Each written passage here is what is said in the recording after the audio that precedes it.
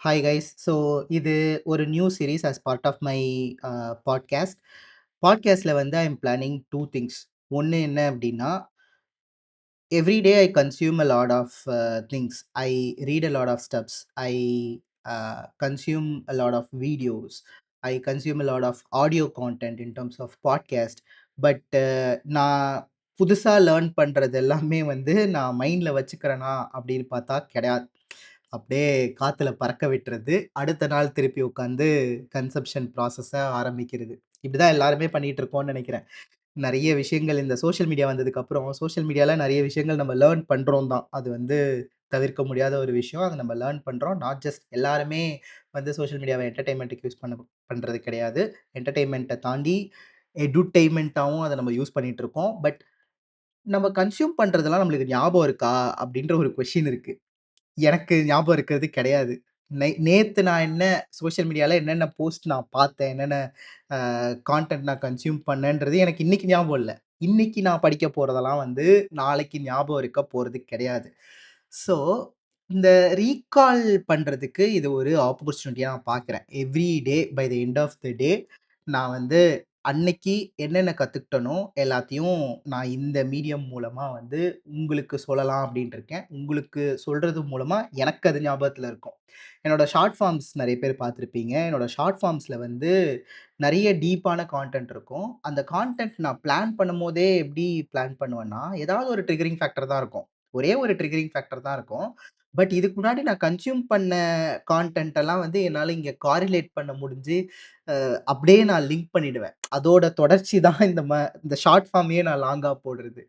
So இது ஒரு recall ஃபேக்டரா எனக்கே இருக்கும் அப்படின்னு நான் நம்புறேன். That is one part of the series and the second part of the series is I'll invite few people uh to talk to in my podcast. இந்த மக்கள்லாம் வந்து they are not famous people. Uh எனக்கு தெரிஞ்ச business பண்ற people, எனக்கு தெரிஞ்ச marketing guys, எனக்கு தெரிஞ்ச காமர்ஸ் ஃபோல்க்ஸ். இவங்கெல்லாம் அவங்கவங்க ஃபீல்ட்ல டாப்புன்னு நான் சொல்ல மாட்டேன். ஏன்னா, நானே என்னோட ஃபீல்ட்ல டாப்புன்னு நான் ஒத்துக்க மாட்டேன். எனக்கு வந்து டெக்கேட் ஆஃப் எக்ஸ்பீரியன்ஸ் இருக்கு மார்க்கெட்டிங்ல. But I won't accept that I'm an expert in marketing.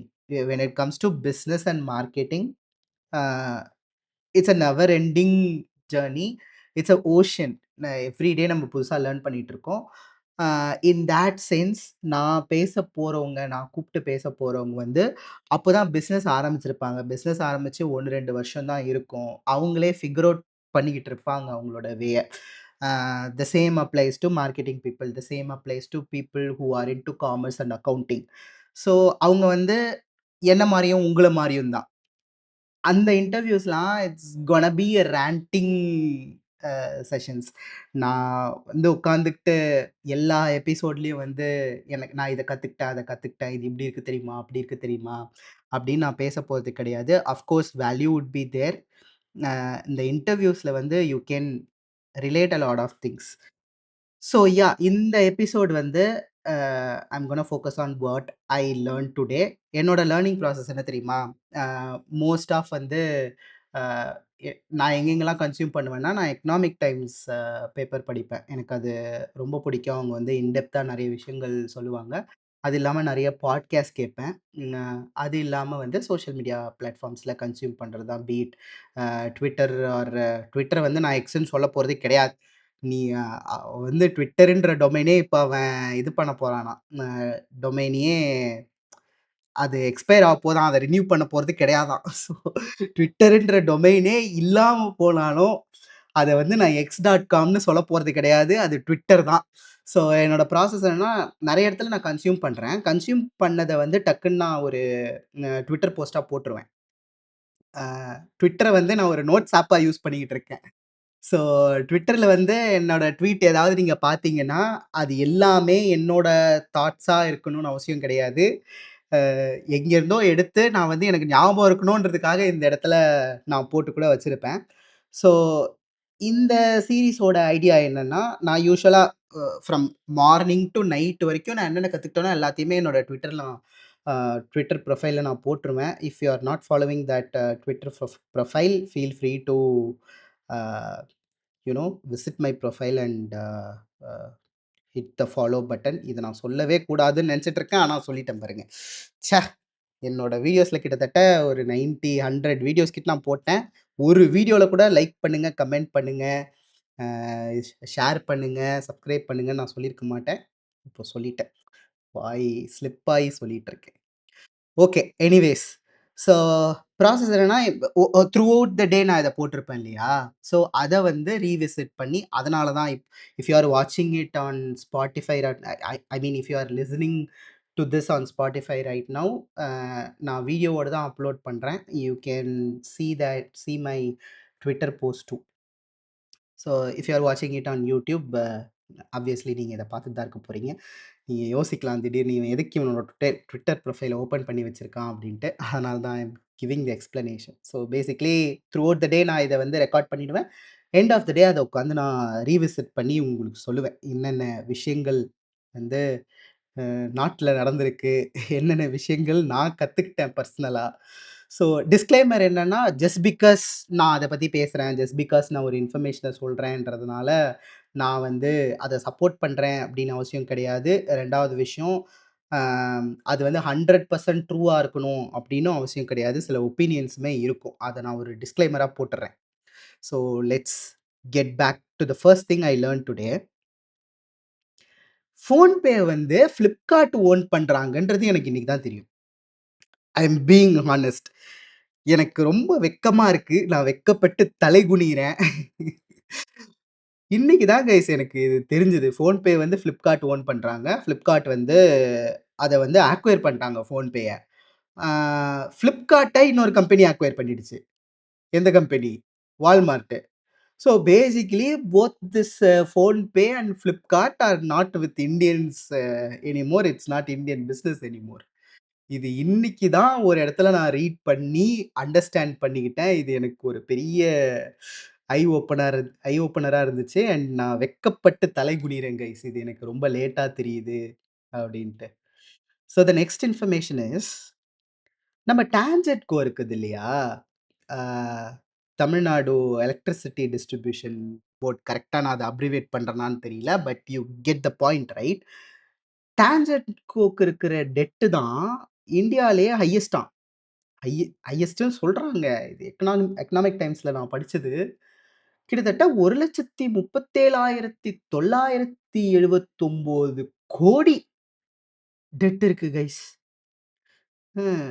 இதுக்கு சில காரணங்கள் இருக்கு. இதுக்கு நம்ப இந்த சப்சிடரி குடுக்குறது, அது இதுன்னு நெறைய காரணங்கள் இருக்கு. அத வந்து நம்ப அத வச்சு நான் ஜஸ்டிஃபை பண்ணவும் விரும்பல. அத நான் அதுக்கு ஒப்பீனியன் சொல்லவும் விரும்பலை. ஜஸ்ட் இன்ஃபர்மேஷன் சொல்றேன். டான்ஜென்ட் கோக்கு வந்து இவ்ளோ டெட் இருக்குன்றது வந்து எனக்கு ஒரு பெரிய இன்ஃபர்மேஷனா தெரியுது. அடுத்த இன்ஃபர்மேஷன் என்ன அப்டின்னா, இந்த நவராத்திரியிலருந்து தீபாவளி வரைக்கும் உள்ள பீரியட் இருக்கு இல்லையா? இந்த பீரியட்ல வந்து மக்கள் நெறைய விஷயத்த வாங்கி தள்ளியிருந்திருக்காங்க. இதுக்கு காரணம் வந்து அந்த பீரியடுக்கு முன்னாடி தான் வந்து ஜிஎஸ்டி 2.0 நெறைய விஷயத்துக்கு ஜிஎஸ்டி கட்லாம் பண்ணாங்க. ஆ முக்கியமா நெறைய பேர் கார் வாங்கியிருக்காங்க. ஸோ, இந்த நெறைய விஷயங்கள் வாங்குனதோட எஃபெக்ட் என்ன அப்டின்னா, நெறைய விஷயம் இப்ப அவைலபிளா இல்ல. For an example high end TVs I mean large screen TVs, high end கார்ஸ்ன்னு போட்டு வச்சிருக்கேன் பாருங்க. High end cars. ஸோ இதெல்லாம் வந்து அவைலபிள் கிடையாது. இது மட்டும் இல்ல. இந்த எ 8 கேஜிக்கு மேல இருக்கிற வாஷிங் மிஷின்ஸு, 450லேருந்து 500 லிட்டர் ரெஃப்ரிஜிரேட்டர்ஸு, டிஷ் வாஷர்ஸு இதெல்லாம் நீங்க இப்ப வாங்க போனீங்க அப்டின்னா, நீங்க வாங்கிக்கலாம். நீங்க பே பண்ணி வாங்கிக்கலாம். பட் டெலிவர் பண்ண மாட்டாங்க. எல்லாத்துக்கும் வெயிட்டிங் பீரியட் போட்டு வச்சிருக்காங்க. அந்த வெயிட்டிங் பீரியட தாண்டி தான் வந்து டெலிவர் பண்ணுவாங்க. ஏன்னா, இப்ப மார்க்கெட்ல அவைலபிளா இல்ல. எல்லாரும் வாங்கிட்டாங்க. ஸோ அந்த அளவுக்கு இந்த ஃபெஸ்டிவல் சீசன்ல மக்கள் வாங்குன்னு வாங்கி தள்ளியிருந்திருக்கிறாங்க. இது மட்டும் இல்லாம, இந்த ரீட்டெயில் ஷாப்ஸ்ல சாக்லேட்ஸு, சாஃப்ட் ட்ரிங்க்ஸு, பிஸ்கட்ஸு, பெரிய பெரிய பாக்கெட்ஸ்ல இருக்கிற ஸ்நாக்ஸு இதெல்லாமே அவுட் ஆஃப் ஸ்டாக்ஸ்ல போயிடுச்சாம். மாருதி சுசுகில என்ன சொல்றாங்கன்னா, தே ஆர் ராம்பிங் அப் த புரொடக்ஷனாம். அ ஸ் ஸ் இது ஞாயிற்றுக்கிழமை கூட அவங்களோட வொர்க்கர்ஸ் எல்லாம் கூப்ட்டு வேலை செய்ய வைக்கிறாங்களாம். ஏன்னா இப்ப டிமாண்ட் இருக்கு இல்லையா? நெறைய நெறைய வித்துருக்கு. பட் இவங்களால குடுக்க முடியல. ப்ராடக்ட்ஸ் குடுக்க முடியல. கார்ஸ் குடுக்க முடியலன்றதுனால, they are ramping up the production right now. Um யூசுவலா வந்து எவ்ரி டே அவங்களுக்கு 10,000 புக்கிங்ஸ் இருக்குமாம். அது வந்து இப்போ வந்து 14,000 புக்கிங்ஸா மாறியிருக்காம். ஜிஎஸ்டி 2.0க்கு அப்புறம். அண்ட் இந்த நவராத்திரியிலேருந்து செப்டம்பர் 22 செப்டம்பர் 22க்குள்ள 3,35,000 வெஹிக்கிள்ஸ சேல் பண்ணியிருக்காங்க. மாருதி சுசுகி. பெரிய நம்பர். டாடா மோட்டார்ஸும் அதே கத. டாடா மோட்டார்ஸ் வந்து இந்த நவராத்திரியிலேருந்து தீபாவளிக்குள்ள கிட்டத்தட்ட 1,00,000 வெஹிக்கிள்ஸ வந்து சேல் பண்ணியிருந்திருக்கிறாங்க. ஸோ இந்த தீபாவளி டைம் நவராத்திரியிலேருந்து தீபாவளிக்குள்ள எல்லாருமே கார் வாங்கியிருக்காங்க கைஸ். இந்த இந்த இந்த பீரியட வந்து எல்லாரும் யூஸ் பண்ணிக்கிட்டு இருக்காங்க கார் வாங்குறதுக்கு. நல்ல ஜிஎஸ்டி கட் இருக்கிறதுனால, இதுதான் ரைட் டைம். திருப்பி ஏத்திட்டா என்ன பண்றது? அப்படின்னு எல்லாரும் வாங்கிட்டு இருக்காங்க போல இருக்கு. அண்ட் இன்னொரு விஷயம். ஆ இந்தியாவும், நேபாளுக்கும் நடுவுல ஒரு அக்ரீமெண்ட் சைன் பண்ணியிருக்காங்க. என்ன அக்ரீமெண்ட்னா, cross border power line setup பண்றதுக்கு. ஸோ பேசிக்கலி இப்போ இந்தியா நெனச்சா வந்து நேபாளுக்கு வந்து எலக்ட்ரிசிட்டி ஷேர் பண்ணிக்கலாம். நேபாள் நெனச்சா இந்தியாவுக்கு வந்து எலக்ட்ரிசிட்டி ஷேர் பண்ணிக்கலாம். 2 கண்ட்ரிக்கும் நடுவுல வந்து கிரிட் லைன்ஸ் போடுறதா ஒரு அக்ரீமெண்ட் சைன் பண்ணியிருக்காங்க. மீன்வைல் இந்தியாவோட பவர் டிஸ்ட்ரிபியூஷன் சிஸ்டம் எப்படி இருக்குன்னு தெரியும். நெறைய ஸ்டேட்ஸ் வந்து டெட்ல போய்க்கிட்டு இருக்கு. இன்எஃபிஷியன்ட்டா இருக்கு. இதுக்கு நடுவுல நம்ம தான் நேபாள் கிட்ட இருந்து வாங்குவோம்னு நெனைக்கிறேன் பவர். எனக்கு தெரிஞ்சு. நம்ம நேபாளுக்கு குடுக்குற சிச்சுவேஷன்ல நம்ம இல்ல. நெக்ஸ்ட் கதைக்கு போவோம். யுஎஸ் வந்து இந்த இன்டர்நேஷனல் பாலிடிக்ஸ ஃபாலோ பண்றவங்களுக்கு நல்லா தெரியும். ஆ யுஎஸ் வந்து தே ஹேட் ஈரான். ஓகேவா? பட் நம்ப வந்து ஈரானுக்கு ஹெல்ப் பண்ணிட்டு இருக்கோம். ஹெல்ப் இன் த சென்ஸ் எந்த வகையில நம்ப ஈரானுக்கு ஹெல்ப் பண்ணிட்டு இருக்கோம் அப்டின்னா, ஈரானோட சபஹர் போர்ட். அந்த சபஹர் போர்ட்ட கண்ட்ரோல் பண்றதே இந்தியா தான். ஓகேவா? இது ஒரு பெரிய கத. நம்ப ஏன் அத கண்ட்ரோல் பண்றோன்றது வந்து ஒரு ஸ்ட்ராட்டஜிக்கான அ விஷயம். ஆனா, ஈரான் கூட யாராவது பிசினஸ் பண்றாங்கன்னு வச்சுக்கோங்களேன், அ அமெரிக்கா வந்து அவங்க மேல வந்து சாங்ஷன் போடுவாங்க. அவங்க மேல வந்து பெனால்டி குடுப்பாங்க. ஈரான வந்து சப்போர்ட் பண்ணக்கூடாது அப்படின்னு அமெரிக்கா வந்து மொனஞ்சு கட்டிட்டு வேல பாப்பாங்க. இங்க ரியாலிட்டி என்னன்னா, நான் இந்த இன்டர்நேஷனல் பாலிடிக்ஸு, நான் இந்த காமர்ஸு இதெல்லாம் வந்து ரீசென்ட்டா தான் கன்சியூம் பண்ண ஆரம்பிச்சிருக்கேன். ஐ அம் எ மார்க்கெட்டிங் காய். I was closely working with founders in this last 10 years. எனக்கு பிசினஸ் மார்க்கெட்டிங்க தாண்டி எனக்கு எக்ஸ்பர்டீஸ் கிடையாது. இன்டர்நேஷனல் பாலிடிக்ஸ்ல, காமர்ஸ்ல எக்ஸ்பர்டீஸ் கிடையாது. நான் ஏன் அத பத்தி இப்போ நான் பேசிட்டு இருக்கேன்னா, I want to learn international politics and I want to learn commerce. எனக்கு தெரிஞ்சு அந்த 2 விஷயமே வந்து எனக்கு ரொம்ப ஹெல்ப்ஃபுல்லா இருக்கும் in terms of business and marketing அப்படின்னு தோணுது. அதனால தான் நான் அத எடுத்து படிச்சுட்டு இருக்கேன். இந்த இன்டர்நேஷனல் பாலிடிக்ஸ அப்சர்வ் பண்றவங்களுக்கு ஒரு ஹார்ட் ரியாலிட்டி அ தெரிஞ்சிருக்கும். என்னன்னா, அமெரிக்காவ தாண்டி நம்மளால எதுவுமே பண்ண முடியாது கைஸ். அது வந்து நிதர்சனமான உண்மை. அ ட்ரம்ப தாண்டி நம்பளால வந்து எதுவுமே பண்ண முடியாது. ட்ரம்ப் நெனச்சிட்டான் அப்டின்னா, ஒரு கண்ட்ரிய வந்து கிரஷ் பண்ணிடலாம். ஆ யுஎஸ் கிட்ட வந்து அவ்ளோ பவர் இருக்கு. அது ஏன் அவ்ளோ பவர் இருக்குன்றத வந்து அ அது இன்னொரு கத.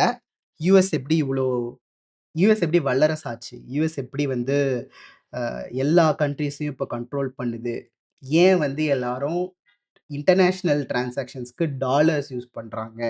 இதெல்லாம் வந்து பெரிய விஷயம். அத மேபி நான் இன்னொரு எபிசோட்ல வந்து கவர் பண்றேன். பட் இங்க வந்து நான் என்ன சொல்ல வரேன் அப்படின்னா, ட்ரம்ப தாண்டி நம்மளால எதுவும் பண்ண முடியாது. ட்ரம்ப் வந்து ஈரான ஹேட் பண்றார். ஓகேவா?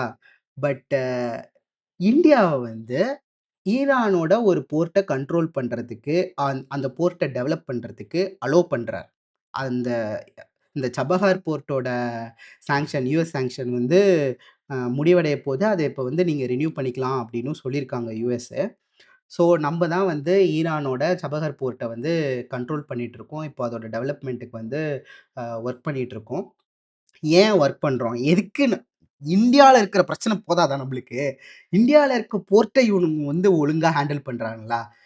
இந்தியால எவ்ளோ விஷயங்கள் இருக்கு பண்ண வேண்டியது. ரோடு ஒழுங்கா இல்ல. நான் வந்து ஸ்ட்ரீட்ஸ மட்டும் சொல்லல. நான் ஹைவேஸையும் சேர்த்து தான் சொல்றேன்.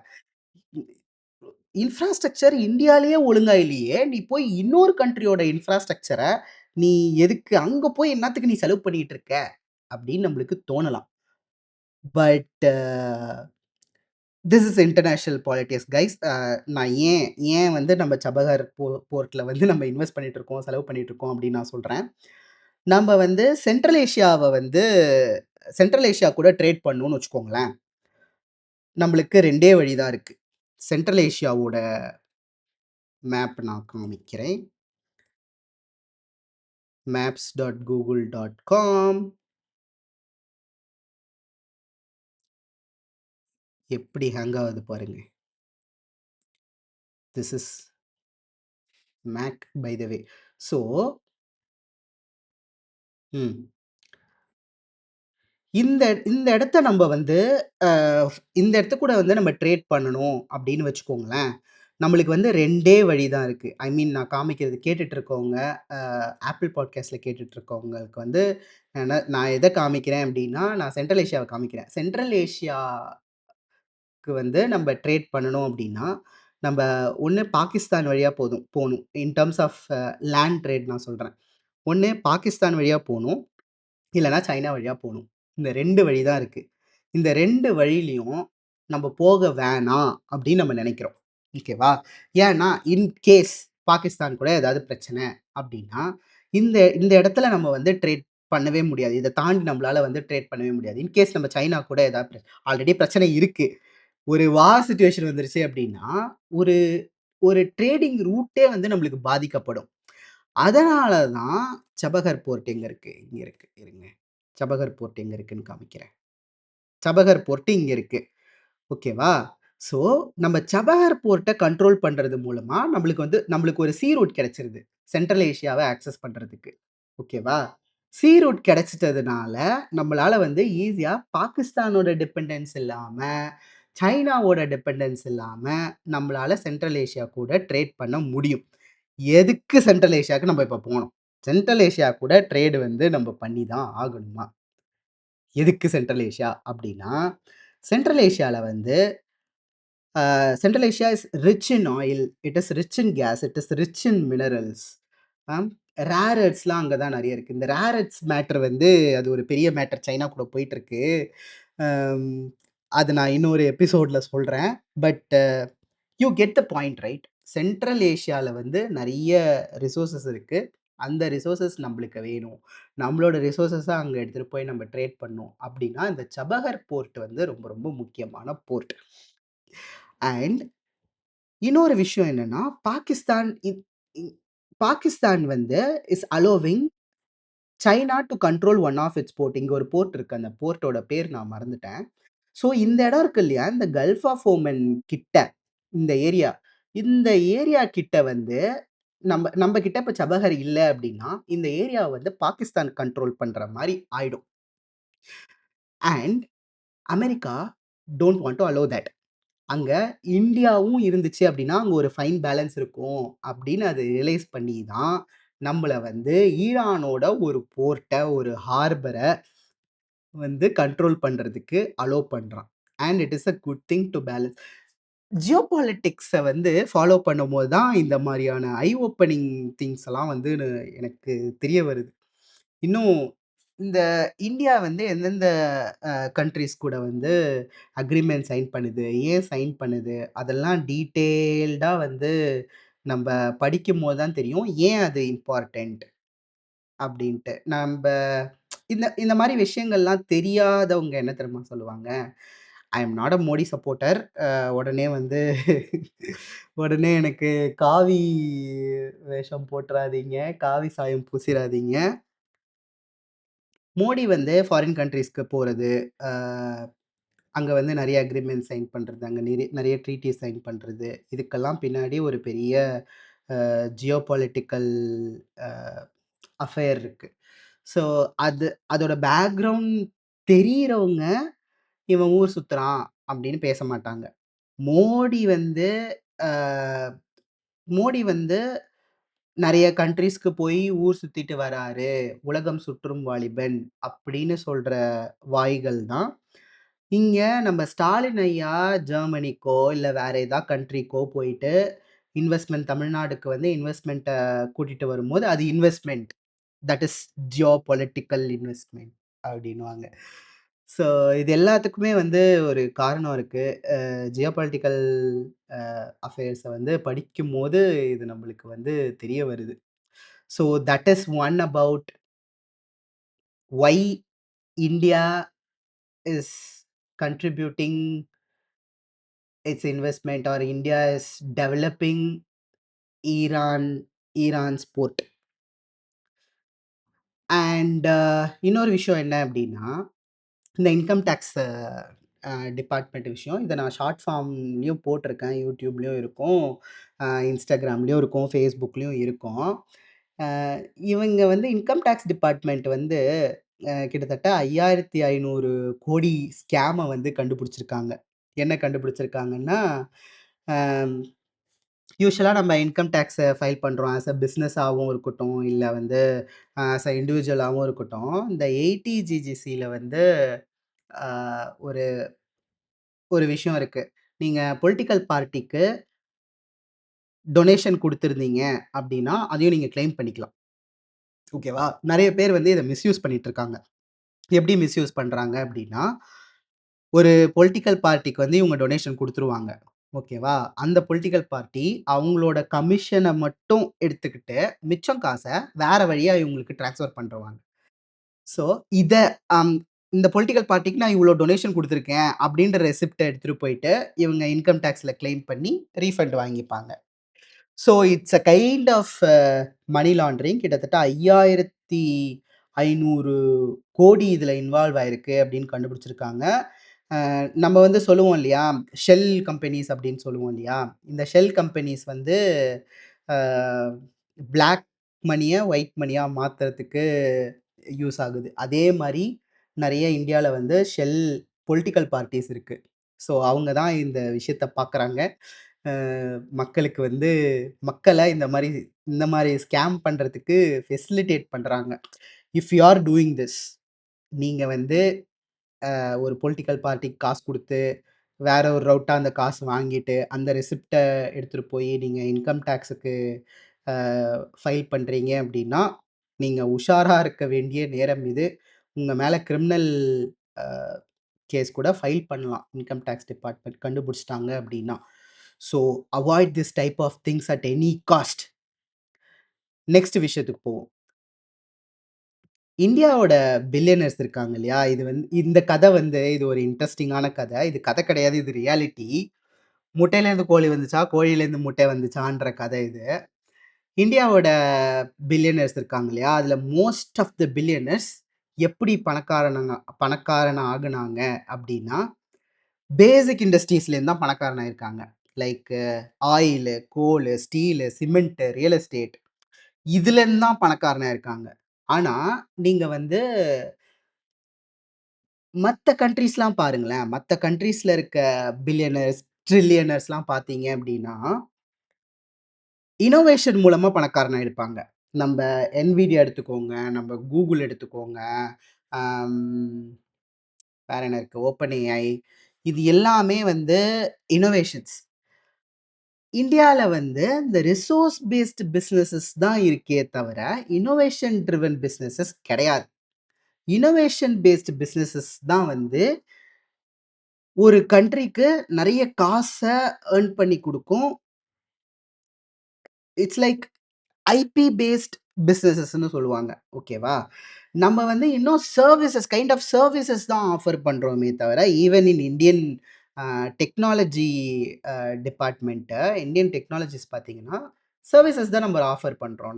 நம்ப வந்து ஒரு ஒரு புது விஷயத்த கண்டுபிடிச்சு, அதுக்கு வந்து இன்டெலக்சுவல் ப்ராப்பர்ட்டி வாங்கி, அது மூலமா நம்ப வந்து காசு பார்க்குறோம்னா, கிடையவே கிடையாது. பட் இது வந்து ரொம்ப முக்கியம். ஒரு கண்ட்ரியோட டெவலப்மென்ட்க்கு இந்த ஐபி பேஸ்டு பிசினஸஸ் வந்து ரொம்ப, ரொம்ப, ரொம்ப முக்கியம். சைனால நெறைய ஐபி பேஸ்டு பிசினஸஸ் இருக்கு. சைனால நெறைய இன்வென்ஷன்ஸ் நடக்குது. ஓகேவா? பட் இந்தியால அது நடக்கிறது கிடையாது. இத தான் வந்து கொஞ்சம் மாதங்களுக்கு முன்னாடி நம்மளோட commerce and industrial minister Piyush Goyal சொல்லியிருந்தாரு. இத நான் இன்னொரு ஷார்ட் ஃபார்ம் வீடியோல கூட நான் சொல்லியிருந்தேன். "இந்தியால என்ன இன்னோவேட் பண்றீங்க? சும்மா சர்விஸ் பிசினஸ வச்சு ஓட்டிட்டு இருக்கீங்க. எல்லாரையும் வந்து டெலிவரி பாயா மாத்திக்கிட்டு இருக்கீங்க. அ ரியல் இன்வென்ஷன்ஸ் வந்து இந்தியால வந்து கிடையவே கிடையாது." அப்படின்னு சொல்லிட்டு இருந்தாரு. ஆக்சுவலி ரியல் இன்வென்ஷனுக்கு அ காசு தேவ. ஓகேவா? ஒருத்தன் வந்து நான் ஒரு விஷயத்த பண்ண போறேன். நான் ஒரு ஸ்டார்ட் அப் வச்சிருக்கேன். ஒரு புது விஷயத்த நான் பண்ண போறேன் அப்டின்னா, அவனுக்கு ஃபண்ட் பண்றதுக்கு ஆட்கள் இருக்காங்களா அப்டின்னா, வெகு சிலரே. இதுவே நீங்க யுஎஸ்ல பார்த்தீங்கன்னா, அந்த சிலிக்கான் வேலின்றது இப்போ ஒரு குளோபல் டெக்னாலஜிக்கான ஒரு பவர் ஹவுஸா இருக்கு இல்லையா? யுஎஸ் வந்து வல்லரசா இருக்கிறதுக்கு ஒன் ஆஃப் த ரீசன்ஸ் அந்த சிலிக்கான் வேலி. அங்க வந்து ஏதாவது ஒரு விஷயம் பண்ண போறேன் அப்டின்னா, உங்களுக்கு ஃபண்டிங் கிடைக்கிறது வந்து சுலபம். பட் இந்தியால அப்டி கிடையாது. ஸோ, இந்த இனோவேட் பண்ணணும் அப்டின்னா, அதுக்கு ஒரு காசு தேவை இருக்கு. ஓகேவா? ஆனா, இனோவேட் பண்ண முடியாத ஒரு சிச்சுவேஷன்ல இருக்கிறோம். இந்தியா வந்து ஒரு ரிச் கண்ட்ரியா மாறணும் அப்டின்னா, இனோவேட் பண்ணணும். இனோவேட் பண்றதுக்கு காசு தேவை. இது ஒரு முட்டையிலேருந்து கோழி வந்துச்சா, இது நான் சொல்றது உங்களுக்கு புரியுதான்னு எனக்கு தெரியல. பட் புரியலன்னா சொல்லுங்க இந்த கமெண்ட் செக்ஷன். இது அகைன் முட்டையிலேருந்து கோழி வந்துச்சா, கோழியிலேருந்து முட்டை வந்துச்சான்ற கத தான் இது. And moving to I guess the last thing I learned today. Indian economy வந்து கொஞ்சம் கொஞ்சமா ஷிஃப்ட் ஆயிருக்கு. இது one of the this is from one of the opinion articles in Economic Times. You may have your own share of opinion. இது கொஞ்சம் என்ன சொல்றது, ரொம்ப பாசிட்டிவா பேசியிருப்பாங்க இந்தியாவ பத்தி. இந்தியா இந்தியால வந்து ஒரு வெல்த் எஃபெக்ட் நடந்துட்டுருக்கு. இன்ஃப்ளேஷன் வந்து 1.54% செப்டம்பர்ல ஆயிருக்கு. இன் அ இது வந்து ஆல் டைம் லோ. 99 மந்த்ஸ்க்கு அப்புறம் இவ்ளோ பெரிய டிப் இருக்கு இன்ஃப்ளேஷன்ல. அம் இது காய்கறிங்களோட விலை, ஃபியூயல் பிரைஸ் வந்து கரெக்ட் பண்ணியிருக்காங்க அப்படின்னு சொல்றாங்க. எனக்கு என்னமோ ஃபியூயல் பிரைஸ் வந்து டவுன் ஆன மாரிலாம் எனக்கு ஒண்ணும் தெரியல. காய்கறி விலைகள் வந்து டவுன் ஆயிருக்கலாம்.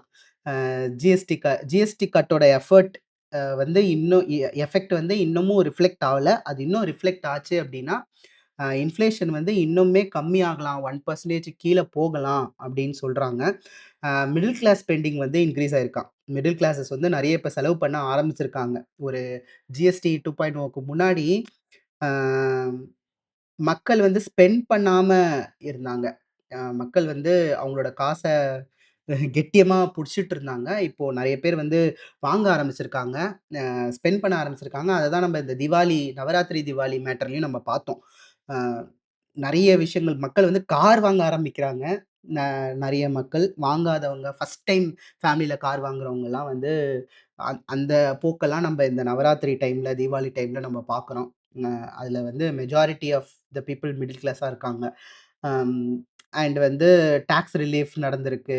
ம் அ ஃபெஸ்டிவல் சீசன்ல நான் சொன்ன மாரி அ கன்சப்ஷன் வந்து நம்ம எக்ஸ்பெக்ட் பண்ணத விட அதிகமா இருக்கு. அதனால தான் வந்து ம் டிமாண்ட் இன்கிரீஸ் ஆயிட்டு வெயிட்டிங் டைம் போட்டிருக்காங்க. ஆக்சுவலி நம்ம இந்த அளவுக்கு கன்சப்ஷன வந்து இந்தியா எதிர்பார்க்கல இந்த ஃபெஸ்டிவல் சீசன்ல. அண்ட் வந்து ஃபுட் கிரெயின்ஸ் இன்னும் 800 மில்லியன் இந்தியன்ஸ்க்கு ஃப்ரீயா ஃபுட் கிரெயின்ஸ் போயிட்டு இருக்கு. அட் த சேம் டைம் மக்கள் வந்து மில்க் அண்ட் டைரி ப்ராடக்ட்ஸ்ல நெறைய ஸ்பெண்ட் பண்ணிட்டு இருக்காங்க. இட் மீன்ஸ் தட் இது சாதாரணமான விஷயமா உங்களுக்கு தோணலாம். பட் இது என்ன சொல்ல வருது அப்டின்னா, சர்வைவல தாண்டி நியூட்ரிஷன் பேஸ்டா வந்து இந்தியன் ஹவுஸ் ஹோல்ட்ஸ் வந்து போயிட்டு இருக்கு. சர்வைவல் தாண்டி நியூட்ரிஷன் பேஸ்டா இந்தியன் ஹவுஸ் ஹோல்ட்ஸ் போறது வந்து it's it's a very good sign that India is developing and Indian households கிட்ட இந்தியால இருக்கிற அ எல்லார் வீட்டையும் சேர்த்தா கிட்டத்தட்ட $3.9 டிரில்லியன் வொர்த் ஆஃப் கோல்டு இருக்கு. இந்த கோல்டு தான் வந்து 87% ஆஃப் ஜிடிபிக்கு வந்து கன்ட்ரிபியூட் பண்ணுது. அம் அண்ட் இன்னொரு விஷயம் என்ன அப்டின்னா, மக்கள் வந்து பிசிக்கல் அசெட்ல இருந்து ஃபினான்ஷியல் அசெட்டுக்கு வந்து அ மூவ் பண்றாங்க. நெறைய பேர் வந்து மியூச்சுவல் ஃபண்ட்ல இன்வெஸ்ட் பண்ண ஆரம்பிக்கிறாங்க. ஸ்டாக்ஸ்ல இன்வெஸ்ட் பண்ண ஆரம்பிக்கிறாங்க. அ இது வந்து ஆக்சுவலி இன்க்ரீஸ் ஆயிருக்காம். பிசிக்கல் அசெட்டோட வேல்யூ வந்து டவுன் ஆயிருக்கு. அது இல்லாம ஃபினான்ஷியல் அசெட்ஸோட வேல்யூ வந்து இன்க்ரீஸ் ஆயிட்டிருக்கு. அண்ட் இந்தியன் ஹவுஸ் ஹோல்ட்ஸ் வந்து கொஞ்சம் கொஞ்சமா ரிச்சா ஈவன் தோ யாருக்குமே வந்து ஹைக் கிடைக்கல. ஓகேவா? உங்களுக்கும் தெரியும், எனக்கும் தெரியும், உங்களோட ஃப்ரெண்டுக்கும் தெரியும், என்னோட ஃப்ரெண்டுக்கும் தெரியும். அவங்கவங்க கம்பெனில அவங்கவங்களுக்கு ஹைக் போடல. ஹைக் போடாம இருந்தும் இந்தியன் ஹவுஸ் ஹோல்ட்ஸ் வந்து தே ஃபீல் ரிச். அப்படி ரிச்சா ஃபீல் பண்றதுனால தான் தே ஆர் கான்ஃபிடென்ட்லி ஸ்பெண்டிங். இது வந்து இட்ஸ் அ வெல்த் எஃபெக்ட். நம்ம வந்து வெல்த்தியா இருக்கிறோம் அப்படின்ற ஒரு மைண்ட் செட் வந்து கிரியேட் ஆயிடுச்சு. அதனால தான் வந்து தே ஆர் ஸ்பெண்டிங் அப்படின்னு சொல்லியிருக்காங்க. அண்ட் டாக்ஸ் ஃபைலிங் வந்து ட்ரிபிள் ஆயிருக்கான் அக்ராஸ் திஸ் லேப்ஸ். டிமேட் அக்கவுண்ட்ஸோட கிரியேஷனும் வந்து 4.1 crore-லேருந்து 19.2 crore-க்கு இன்க்ரீஸ் ஆயிருக்கு. அதாவது நம்ம மேல பார்த்தோம் இல்லையா? இன்வெஸ்ட்மென்ட் வந்து நெறைய பேர் பண்றாங்க. ஸ்டாக் இன்வெஸ்ட்மென்ட் நெறைய பேர் பண்றாங்க. மியூச்சுவல் ஃபண்ட்ல நெறைய பேர் இன்வெஸ்ட் பண்ண ஆரம்பிக்கிறாங்க. ஸோ அதோட ரிஃப்ளெக்ஷன் தான் இது. And poverty, over 40 crore people, they are lifted from poverty. And பீப்புளுக்கு வந்து they have access to gas, electricity, toilet and banking இதெல்லாம் வந்து இம்ப்ரூவ் ஆயிருக்கு, எஸ்பெஷலி ஃபார் விமென். அண்ட் இந்தியாவோட இந்த இந்த புது மிடில் கிளாஸ் இருக்காங்க இல்லையா? இவங்க வந்து they R aspirational, they are connected and இப்போ வந்து ரொம்ப கான்ஃபிடென்ட்டா இருக்காங்க. இது வந்து இன்னும் கன்டின்யூ ஆகும். இது வந்து ஒரு மல்டி இயர் சைக்கிளா போயிட்டுருக்கும் அப்படின்னு சொல்றாங்க. ஸோ ரொம்ப பாசிட்டிவான ஆர்டிக்கிள் அது எக்கனாமிக் டைம்ஸோட இன்னைக்கு எக்கனாமிக் டைம்ஸ் பேப்பர்ல ஒப்பீனியன்ல ரிலீஸ் பண்ணியிருக்காங்க. நான் முன்னாடி சொன்ன மாரி you might have second opinion on this. இல்ல இன்னும் அங்க குறையா இருக்கு, இங்க குறையா இருக்கு அப்படின்னு சொல்லலாம். எனக்குமே அந்த மாரி நெறைய ஒப்பீனியன்ஸ் இருக்கு. இத நான் படிக்கும்போது. ஜஸ்ட் அவங்க சொன்ன சில டேட்டா பாயிண்ட்ஸ மட்டும் நான் இங்க சொல்றேன். So these are all the things I learn today. I hope நீங்களுமே வந்து இதுலேருந்து சில விஷயங்கள லேர்ன் பண்ணியிருந்திருப்பீங்க. In terms of geopolitics, in terms of இந்தியாவோட economic status and all that. I'll come back with another episode. Until then, tata, bye bye.